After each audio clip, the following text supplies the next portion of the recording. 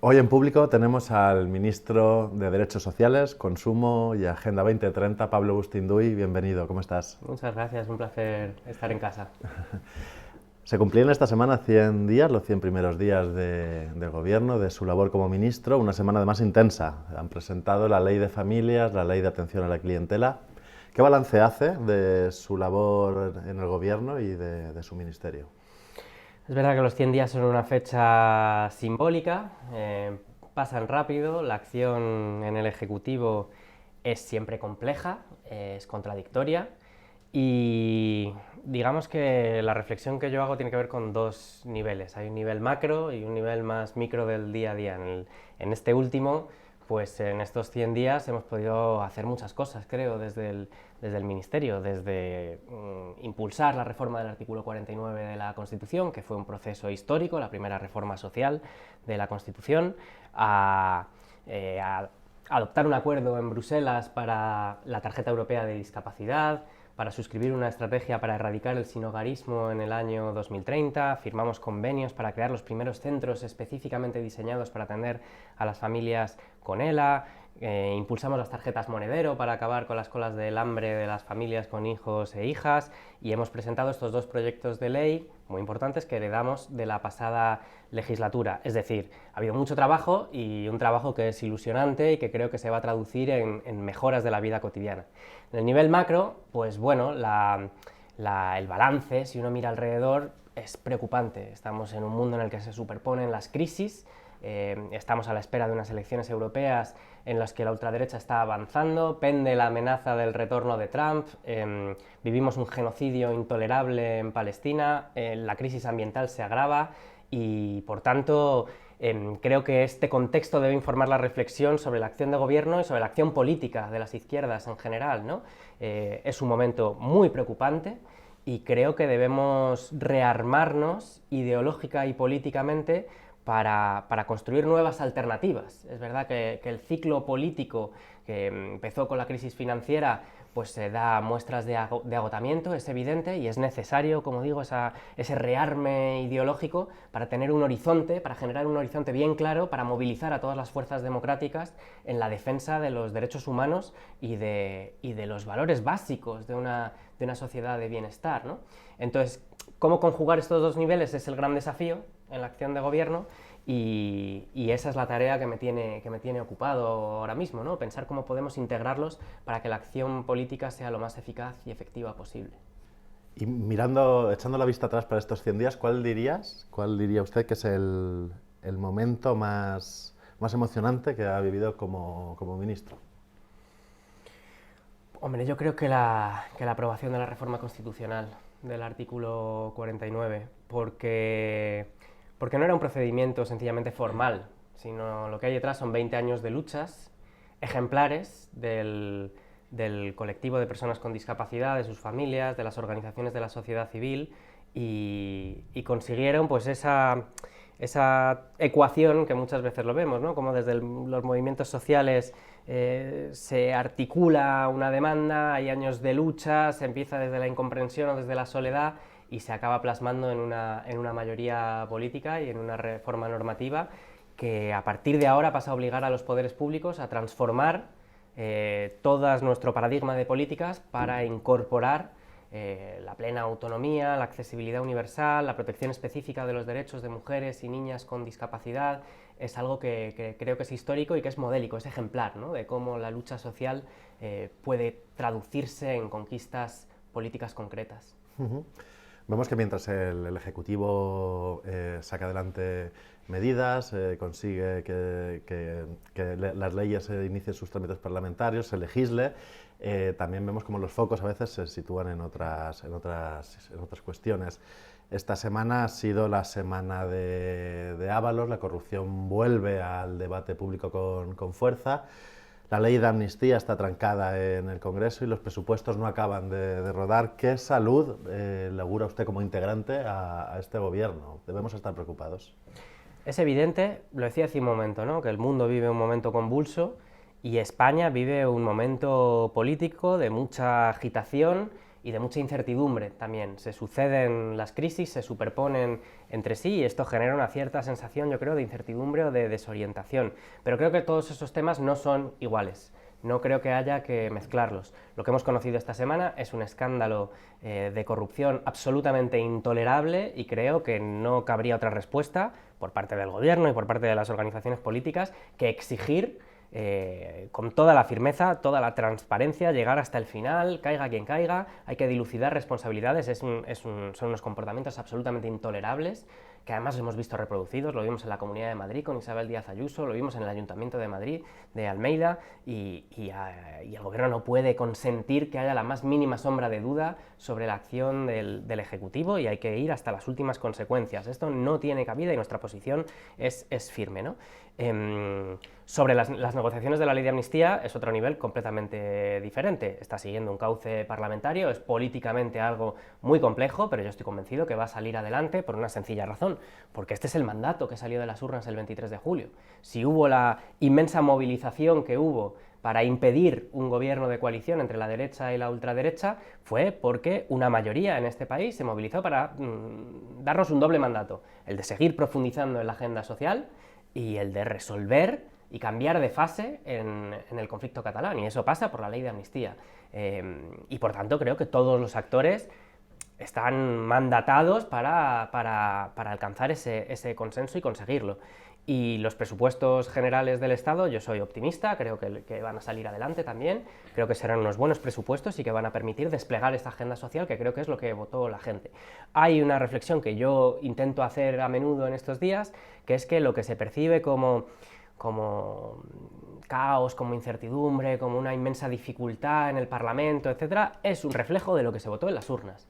Y es un reflejo del país que tenemos, que es un país así de diverso, así de plural, así de fragmentado en lo ideológico y en lo identitario también, y por tanto de ahí se deduce un mandato democrático de negociar, alcanzar los acuerdos necesarios y establecer una cultura política y parlamentaria muy diferente de lo que eran los tiempos del ordeno y mando del bipartidismo, de las mayorías absolutas, que implican que seamos capaces de delimitar el perímetro político en el que los acuerdos son posibles. Cuando he puesto en valor lo de la reforma del artículo 49 es porque tiene un valor ejemplar también, ¿no? Fuimos capaces de vertebrar un consenso social amplísimo del que solo se desmarcó la ultraderecha retratándose como la única fuerza contraria a los derechos humanos, y creo que eso, por tanto, abre un potencial muy grande en el sentido de que creo que vamos a ser capaces de lograr avances sociales con un amplísimo apoyo parlamentario, ideológico y político. Creo que para eso nos votaron. Hablábamos antes, ministro, de una de las últimas leyes aprobadas recientemente, la Ley de Familias, que es una ley que usted recuperó de la legislatura anterior. En esa ley se incluían una serie de permisos que se sacaron de esa ley, se aprobaron por decreto, y ahora ustedes, desde Sumar, desde su ministerio también, están negociando con el Partido Socialista ampliar esos permisos. Hay dos vías abiertas, la vía de la Ley de Familias en el trámite parlamentario, con los grupos parlamentarios, y la vía de los presupuestos generales del Estado, que están negociando en este momento con su socio, con el Partido Socialista. ¿Usted cree y está en disposición de afirmar que este año habrá ampliación de permisos, permiso de 16 a 20, la remuneración de 4 semanas de las 8 aprobadas anteriormente en el decreto? Bueno, lo primero, efectivamente, esta semana hemos aprobado los proyectos de dos leyes, la Ley de Familias y la Ley de Servicios de Atención a la Clientela, que hemos retomado de la legislatura anterior porque quedaron truncados en su tramitación por el adelanto de las elecciones.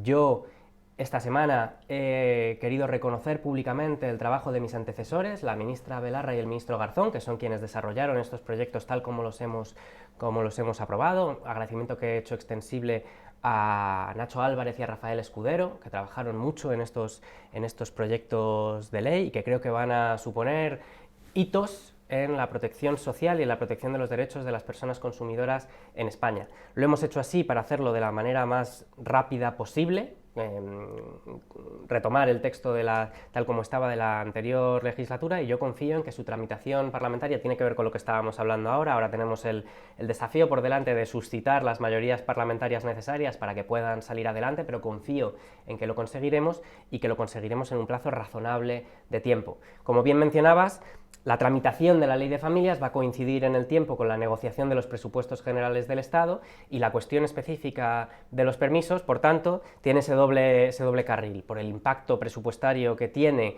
es una negociación que tiene que tener cabida en los presupuestos generales del Estado, pero mi posición es que el desarrollo de la Ley de Familias en el Parlamento es una excelente pista de aterrizaje, puesto que la ley, uno de sus pilares es la defensa del derecho a la conciliación y la protección económica y social de las familias en España, pues creo que sería un muy buen lugar para aterrizar esa ampliación de permisos.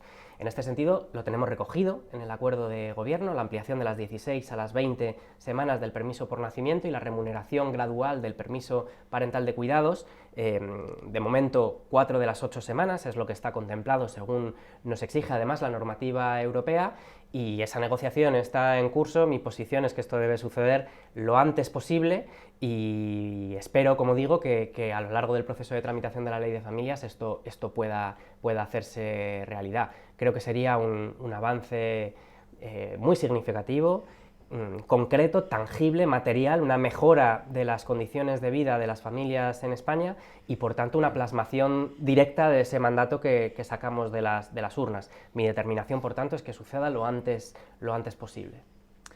Hay otra cuestión recogida también en la Ley de Familias, que es una prestación por crianza que apunta a dos medidas o dos cuestiones que existen ya y son fiscales, ¿no? El tema de la maternidad en el IRPF, la deducción y el complemento del ingreso mínimo vital. Pero ustedes también están negociando o pretenden, o el objetivo de Sumar y de su ministerio es ampliar esa prestación, hacerla universal realmente e incluso llevarla hasta los 6 años. ¿Creen que estamos también en disposición de que Sumar y de que el Ministerio de Derechos Sociales consiga eso? ¿Cómo está de receptivo el PSOE con esa cuestión? La premisa de este razonamiento es que es absolutamente intolerable que un país rico como España, que la cuarta economía de la zona euro, que una democracia que se considera avanzada, tolere los índices de pobreza infantil y de exclusión social que hay en nuestro país. Esto no puede ser, es inasumible e intolerable.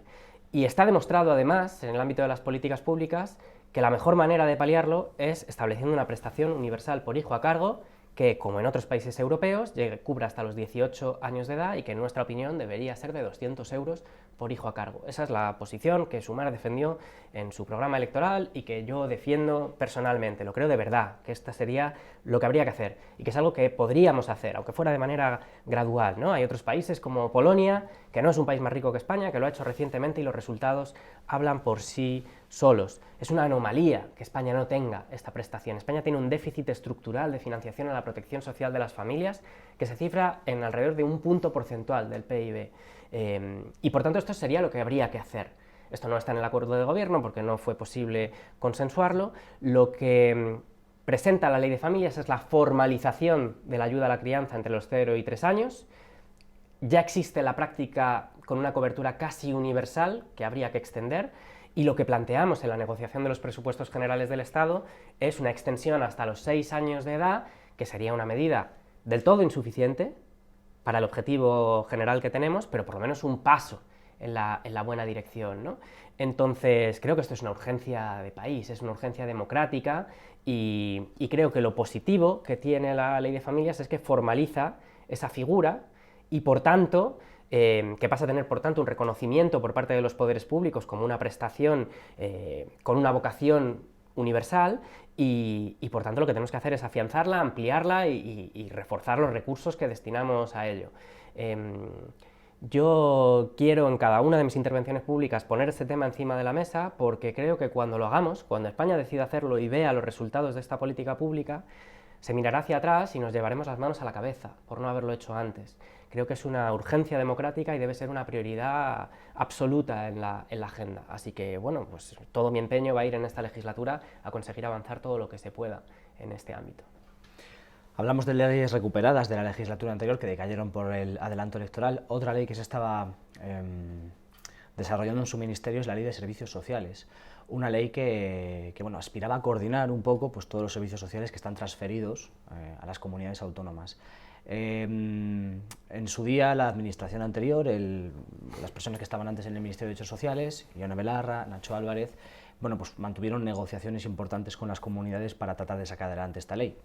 Debido al adelanto electoral no se pudo hacer.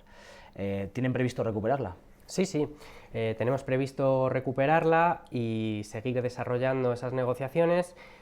Es evidente que esta ley es público que generó una serie de suspicacias por el ámbito competencial, sobre todo. Este es un año además con un calendario electoral particularmente sensible en esta materia y por tanto es una negociación que hay que abordar con un espíritu constructivo y con la plena voluntad de llegar a acuerdos, porque los propósitos de la ley son extraordinariamente importantes.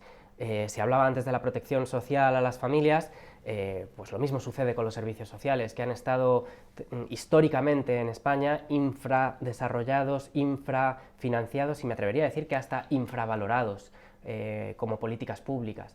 Y por tanto, esta ley lo que busca es colmar ese déficit histórico, poner los servicios sociales en el centro de la agenda política y ampliar, extender y garantizar los derechos de la ciudadanía para que puedan hacerse efectivos a lo largo de todo su itinerario vital, ¿no? Esta ley incluye cosas tan importantes como exceptuar las ayudas económicas de emergencia de la ley de subvenciones. Es conocido que uno de los problemas principales que tienen las ayudas económicas de emergencia es que por su régimen jurídico implican una cantidad de burocracia, de papeleo, de tiempo y de recursos que las hace completamente ineficaces. Bueno, pues la ley, entre otras cosas, buscaba exceptuarlas para que puedan ser mucho más directas, mucho más rápidas, mucho más ágiles y por tanto más eficaces. La ley busca garantizar también los derechos y la continuidad de las prestaciones en los casos en los que haya movilidad interterritorial, porque hay un problema de coordinación entre servicios sociales, y busca reforzar la financiación y los recursos con los que cuentan los servicios sociales. Creo que estos son objetivos que serán compartidos por todas las comunidades autónomas, porque son de sentido común y por tanto tenemos que encontrar la manera de alcanzar ese consenso que nos permita sacarla adelante. Es evidente que hay una discusión pendiente en España sobre la financiación de los servicios sociales. Y más allá de las cuestiones competenciales, creo que ese objetivo debe seguir siendo una prioridad en la agenda del Gobierno, por supuesto. Usted es también ministro de Consumo, su antecesor Alberto Garzón llevó una línea de trabajo que estuvo muy relacionada también con la alimentación, con la información sobre una alimentación saludable, como una forma también de luchar contra la brecha social, sobre todo en la juventud, en la infancia, ¿no? ¿Tienen previsto profundizar en este sentido? ¿Qué se puede hacer? Sí, por supuesto. Yo he heredado de la buena labor del ministro Garzón dos líneas de trabajo que son extraordinariamente importantes. Una tiene que ver con la protección de las personas consumidoras vulnerables y la otra con el consumo sostenible. Y ambos pilares se materializan y se concretan en algo que además estamos viendo con la crisis del sector primario y del sistema alimentario europeo en estos días, ¿no?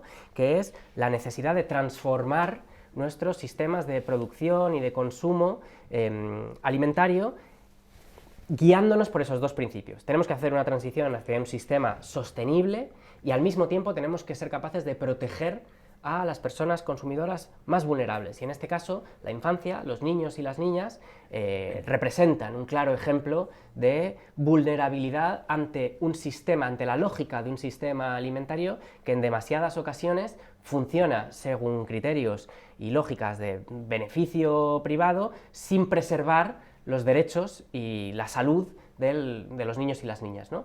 Uno de los elementos en los que cristaliza ese propósito es la regulación de la publicidad de alimentos no saludables dirigida al público infantil. Esta fue una iniciativa que inició el Ministerio de Consumo en la legislatura pasada, que encontró formidables resistencias por parte de la industria y que vamos a retomar porque es absolutamente inaceptable que los niños y las niñas, en la edad en la que están formando sus hábitos alimenticios, se vean bombardeados por publicidad que está hecha a sabiendas de que los resultados en términos de salud, en términos de desarrollo educativo, en términos de calidad de vida de estos niños y niñas, son nocivos. Y además, cuando está demostrado que son las familias de rentas más bajas, que hay una relación directa entre la renta y la vulnerabilidad ante este tipo de campañas publicitarias. Así que lo vamos a retomar también una iniciativa que estaba en curso para regular los comedores escolares y poder garantizar unos mínimos de dieta saludable y de formación de hábitos nutricionales saludables para los niños y las niñas en nuestro país, y este va a ser, sin duda, uno de los ejes prioritarios de la acción en materia de consumo del Ministerio. El exministro Garzón ha protagonizado recientemente una polémica por su eventual fichaje, que después no se produjo por una empresa que, bueno, relacionada con el ámbito lobístico, con el lobby. Y le queríamos hacer dos cuestiones, ministro. La primera, ¿cómo valora esta cuestión? Y la segunda, si cree que es necesario aprobar de una vez por todas pues, una ley que prohíba, que regule, que limite, que ponga coto a las puertas giratorias y también al lobby. Es evidente que se produjo una gran polémica a raíz de esa decisión. Creo que Alberto Garzón reaccionó de una forma que es coherente con la manera en la que él ha estado en política, que es escuchando, siendo sensible a esa reacción y modificando su decisión a partir de las críticas que recibió, algo que me parece inteligente y acertado por su parte. Pero yo la reflexión que hacía en esos días también tenía que ver no solo con el fondo, que digo, ya digo, el exministro Garzón reaccionó ante esa polémica, ¿no?, ante las críticas recibidas y modificó su decisión, algo que le honra. Pero creo que el tono en el que esto sucedió, la atmósfera que se generó, me parece preocupante, porque una cosa es la expresión de esas críticas y otra cosa es cómo se hizo. Yo en ese momento quise expresar públicamente mi reconocimiento a la trayectoria política y a la labor que ha realizado Alberto Garzón y a cómo lo ha hecho. Creo que ha sido un gran dirigente para la izquierda española. Creo que lo ha hecho, han sido muchos años, pasando por momentos muy duros, muy difíciles también, algunos muy buenos también, pero creo que lo ha hecho siempre con un espíritu constructivo, con una voluntad de integrar, de dialogar, que lo ha hecho siempre con elegancia y más allá de cuál sea el balance que cada cual haga de ello, creo que esto hay que ponerlo en valor, porque creo que hay una cierta degeneración de la esfera pública de la izquierda, tanto en el tono en el que se expresan las críticas como en el cariz del debate en general, que creo que es nocivo, a medio plazo. Al principio incidía en esta situación muy preocupante en la que está el mundo, ¿no? Y la responsabilidad que tenemos las fuerzas de izquierda, la responsabilidad que tienen las organizaciones democráticas y progresistas es enorme, es enorme. No se trata solo de esta cosa de decir, no, hay que salir a votar porque si no viene la ultraderecha, que también, evidentemente, sino si ampliamos un poco el foco y vemos las cosas en perspectiva y en su dimensión, estamos en una era en la que se acumulan las amenazas y retos que son generacionales. Tenemos que ser capaces de articular respuestas democráticas a los grandes desafíos que tenemos por delante, al cambio climático, al auge de la ultraderecha, a la guerra, al genocidio que estamos viendo, a la impunidad absoluta con la que se está imponiendo la violencia, el autoritarismo, la xenofobia. Y eso solo lo vamos a poder hacer si recuperamos, por supuesto, organizaciones fuertes, pero también un músculo ideológico y una esfera de debate y de compañerismo que estamos perdiendo. Se está siendo presa de dinámicas muy agresivas, en cierto modo, ¿no? Y creo que tenemos que recuperar una especie de ética, de compañerismo, a pesar de las diferencias o por encima de las diferencias. Que en la izquierda haya diferencias y haya rencillas y haya encontronazos y haya historias complicadas no es una novedad, esto ha sucedido siempre, pero creo que tenemos la responsabilidad de poder encauzarlas y articularlas de otra manera, porque si no va a ser imposible el objetivo principal. Y si perdemos de vista que el objetivo principal es que o somos capaces de configurar alternativas creíbles, realistas, en medida de plantar esta batalla, o lo que nos viene por delante es sombrío, es preocupante y puede ser trágico. O sea que yo creo que más allá de lo concreto de este caso, debe llamar a la reflexión sobre qué tipo de cultura política se está asentando en la izquierda española. Ha hecho referencia a la situación en Palestina, al genocidio en Gaza. ¿Cree que el gobierno español está haciendo lo suficiente ante este genocidio? Hemos conocido que el envío de armas por parte del Ejecutivo durante ya la situación bélica que estamos viendo. Creo que ningún gobierno está haciendo lo suficiente. Creo que la situación en Gaza es de una impunidad atroz por parte del ejército de Israel y no puedo más que expresar mi absoluta desazón y mi frustración por la falta de reacción de la comunidad internacional y de la Unión Europea en particular. Creo que dentro de ese contexto el gobierno español ha mantenido una de las posiciones más dignas de, digamos, los países europeos.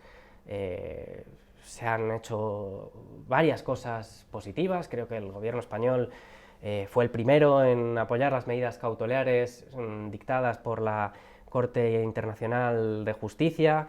El gobierno español ha mantenido y aumentado la financiación a la UNRWA cuando había una operación atroz para intentar desmantelarla, tal como pretendía el gobierno de Netanyahu. El gobierno español ha hecho una contribución voluntaria a la Fiscalía de la Corte Penal Internacional para investigar las violaciones masivas de derechos humanos. Ha anunciado el pronto reconocimiento del Estado palestino, algo que debería ser inmediato, unilateral e incondicional y haber sucedido ya. Ha denunciado el acuerdo de asociación con Israel. Ha iniciado acciones para penalizar las conductas criminales de los colonos en los asentamientos ilegales en Cisjordania. Son pasos positivos, completamente insuficientes, pero positivos. Respecto a la cuestión concreta del envío de armamento, cuando se conoció la ejecución de esa operación por valor de 1 millón de euros de exportación de munición, creo que era a Israel, durante el mes de noviembre, yo expresé públicamente que era algo completamente inaceptable y que la manera de evitarlo es decretar un embargo formal de armas a Israel y suspender cualquier vínculo o asociación comercial, militar, económica, con cualquier actor que esté directamente implicado, no solo en el genocidio, sino en el régimen de apartheid y la ocupación ilegal de Palestina, y pedimos que se hiciera una auditoría para asegurarnos de que no hay otras operaciones como esta. Porque el Ministerio de Exteriores anunció que desde el día 7 de octubre se habían suspendido las autorizaciones de cualquier envío de material bélico a Israel. Lo que sucedió, al parecer, cuando investigamos esto, es que la autorización de esa operación fue previa al 7 de octubre y que, sin embargo, esa operación se ejecutó en el mes de noviembre. Quiero resaltar que tanto la autorización previa al 7 de octubre como la ejecución fue antes de que se formara este gobierno, es decir, yo no estaba en el Ejecutivo en ese momento. Pero aún así creo que se trata de algo inaceptable y que no basta solo con suspender las autorizaciones de envío, sino que habría que decretar un embargo formal, que es la manera de asegurarse de que no puedan suceder cosas así. Es más, habría que extender esa decisión a la compra de armamento a Israel, porque esa no se ha suspendido y creo que eso es algo completamente inaceptable también. Así lo hemos transmitido y esa es mi posición al respecto. En cuanto a este embargo formal, ¿percibe voluntad por parte de su socio, el Partido Socialista, para desarrollarlo? Bueno, esto yo creo que el debate público en España sobre esta cuestión en concreto, cuando se desveló esta información, la reacción fue unánime. Creo que existe un consenso absolutamente mayoritario en la sociedad española, más allá incluso de posiciones ideológicas, sobre el hecho de que, bueno, una cosa que es de sentido común, no hay que vender armas a un Estado que está practicando un genocidio con total impunidad. Y por tanto yo confío y aspiro a que esta posición se traslade en una decisión del Gobierno de España. Esta semana el grupo Sumar votaba a favor de romper las relaciones bilaterales con el Estado de Israel, no así uno de sus diputados, el diputado Santos Maraver, el embajador Santos Maraver. ¿Qué opinión le merece esta discrepancia en el seno del grupo que apoya este gobierno? Mi opinión se resume claramente, y es que mi posición es la que acabo de expresar. Hay que romper cualquier tipo de vínculo o asociación de cualquier tipo con todos los actores que estén implicados no solo en el genocidio, y creo que esto es importante, no solo en el genocidio en curso, sino en la ocupación ilegal de Palestina y en el régimen de apartheid que se ha inscrito. Solo por medio de la presión de la comunidad internacional, es algo que ya vimos en el caso de Sudáfrica, solo por medio de la presión de la comunidad internacional, y eso quiere decir romper relaciones, eso quiere decir decretar embargos comerciales, eso quiere decir adoptar sanciones. Solo así podremos hacer lo que tenemos que hacer, es que nos va a perseguir toda la vida lo que está sucediendo en Gaza. Es algo que mientras vivamos, la pregunta será ¿qué hicisteis al respecto?, ¿no? Entonces yo creo que no caben medias tintas posibles y que esa posición, que es la posición que yo defiendo en el gobierno, que yo defiendo públicamente y que el grupo de Sumar votó en el Congreso junto a muchos de los grupos que sustentan la mayoría parlamentaria del gobierno, es la única posición posible. El 23 de marzo se celebra la Asamblea Fundacional de Sumar y en las últimas semanas se están produciendo los primeros debates acerca de los documentos organizativo, político, para fijar un poco los ejes en estos ámbitos de lo que va a ser ese proyecto, ¿no? A nivel formal, después de las elecciones, constituirlo, hacerlo estructural y demás. Y se está produciendo una serie de tensiones en el espacio de la izquierda transformadora, con Más Madrid, con Compromís, con las organizaciones políticas que aspiran también a formar parte de este proyecto. Y claro, queda menos de un mes para esta asamblea y usted hablaba de las citas electorales, de lo que se viene este año. ¿Por qué cuesta tanto desplegar este proyecto en ese sentido y sobre todo en su ámbito organizativo, ¿no? ¿Por qué se encienden las alarmas de las formaciones políticas y se producen ese tipo de choques, de tensiones? Bueno, yo creo que es importante también, en relación con lo que estaba diciendo antes, ¿no?, sobre el tipo de clima político e institucional del que debe dotarse la izquierda. Creo que hay que desdramatizar un poco. Creo, para cualquier persona que lo mire con un poco de perspectiva, es lógico que la construcción organizativa de una fuerza de izquierdas en este momento, en un país tan complejo, tan diverso, con una presencia de organizaciones que es numerosa, que es asimétrica, con trayectorias diferentes, después de un ciclo muy largo y muy convulso, pues creo que es lógico que haya diferencias o que haya tensiones o posiciones diferentes. Creo que eso forma parte de la plena normalidad. Otra cosa es qué se haga con esas diferencias o con esas tensiones, cómo nos las tomemos, por así decirlo, ¿no? Y creo, en relación a la conversación anterior también, que tenemos una cierta tendencia a dramatizar o exagerar, quiero ser más preciso, a magnificar este elemento del proceso o dicho de otra manera, una cierta incapacidad de gestionar las diferencias de una forma más sana, ¿no? Creo que esto es algo que tradicionalmente le ha pasado a la izquierda. Venimos de un ciclo extraordinariamente convulso. Creo que esto además genera incomprensión y desafección cuando se comunica desde la perspectiva del conflicto o de la falta de entendimiento, y creo que es necesario que asumamos un espíritu constructivo, porque es la única manera, ¿no? Pues para terminar, uno de los principales retos que tiene Sumar y la izquierda son las elecciones europeas de dentro de escasos meses. ¿Qué debe aportar Sumar, la izquierda, desde el Estado español a este debate que es paradigmático? Una alternativa democrática, y esto se dice fácilmente, pero aterrizarlo es complejo. Fíjate, hace 10 años planteábamos que había que configurar una visión europea de la lucha contra la austeridad y de la lucha por la democracia de los pueblos de Europa, ¿no?, para contrarrestar el avance de las fuerzas de ultraderecha.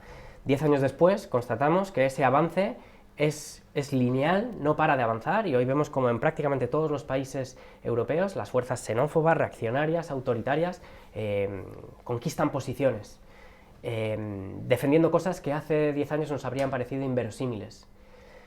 Claro, el mandato que se deduce de aquí es de absoluta urgencia. Teorizamos a menudo sobre la crisis ecosocial, teorizamos sobre la necesidad de configurar una alternativa a ello, pero esto hay que aterrizarlo en la práctica, y para eso necesitamos una visión continental, una defensa de una idea de bienestar que esté acompasada con los retos del siglo XXI, con el cambio climático, con las transformaciones del mundo del trabajo, con las migraciones y las violaciones de derechos humanos que hay a nivel europeo. Necesitamos un proyecto económico de redistribución de la renta y la riqueza.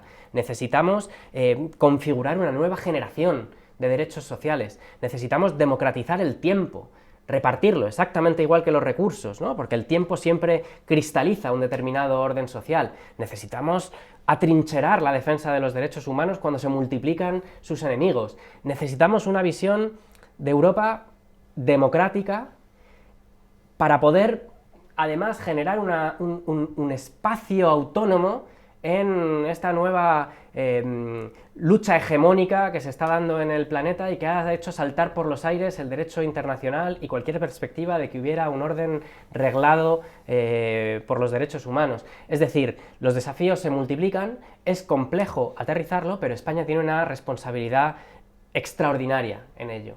Porque contra todo pronóstico, contra lo que decían todas las encuestas y la mayor parte de los analistas, España ha resistido hasta ahora.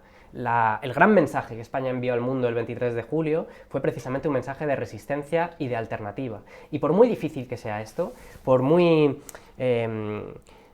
desesperado que pueda estar alguien en un momento en el que se multiplican las amenazas, la incertidumbre, etc., debemos ser conscientes de la inmensa responsabilidad que tiene este país para configurarse, para erigirse como faro y como ejemplo de una alternativa. Es verdad que lo tenemos que hacer, pues bueno, cuando uno mira hacia aquí, pues en una posición precaria, nos gustaría estar mucho mejor de lo que estamos, ¿no? Pero cuando uno amplía el foco y mira a escala mundial, en muy poquitos sitios existe la fuerza organizada, la capacidad ideológica, la presencia institucional que tenemos en este país para poder transmitir alto y claro un mensaje, no sé si de esperanza, pero por lo menos de confianza en las capacidades democráticas de no sucumbir a esa espiral reaccionaria de violencia y de configurar ideales democráticos y horizontes de bienestar para el conjunto de nuestras sociedades. Es una tarea enorme, lo hacemos, como digo, desde una posición precaria, pero es el único camino. Yo no conozco otra alternativa que configurar esas alternativas y defenderlas con ahínco en todos los rincones. Pablo Agustín Duy, Ministro de Derechos Sociales, Consumo y Agenda 2030, muchas gracias por atender al público. Un placer. Muchas gracias.